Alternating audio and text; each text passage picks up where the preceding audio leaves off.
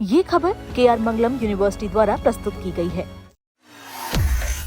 भारत और अमेरिका के बीच trade deal को अंतिम रूप देने की तैयारी है और इस बीच अमेरिका ने फिर से नए टैरिफ का ऐलान कर दिया है। दरअसल अमेरिका व्यापार प्रतिनिधि यानी कि यूटीआर ने सेक्शन 301 के तहत की गई 60 जांचों के निष्कर्षों का खुलासा किया, जिसमें भारत के साथ उन 53 अर्थव्यवस्थाओं पर 12.5% अतिरिक्त टैरिफ लगाने का प्रस्ताव है जो जबरन श्रम से उत्पादित वस्तुओं के आयात पर प्रतिबंध लगाने और उसे प्रभावी ढंग से लागू करने में विफल रही है।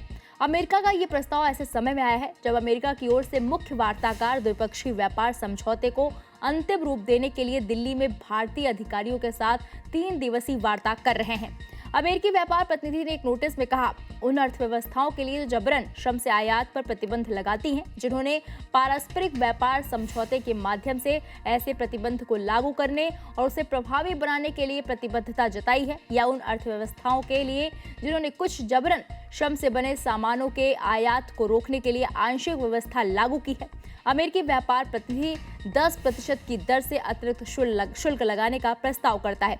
ईटी की रिपोर्ट के मुताबिक सरकारी अधिकारी ने बताया कि भारत सरकार सेक्शन 301 की जांच में राहत पाने और अपने प्रतिस्पर्धियों की तुलना में कम टैरिफ हासिल करने पर अमेरिका के साथ बातचीत पर ध्यान केंद्रित करने के लिए तैयार है। उन्होंने कहा, अगर भारत को निष्पक्ष, न्याय संगत और संतुलित शर्तें मिलती हैं तो समझौते को अंतिम रूप देने की दिशा में आगे बढ़ेंगे।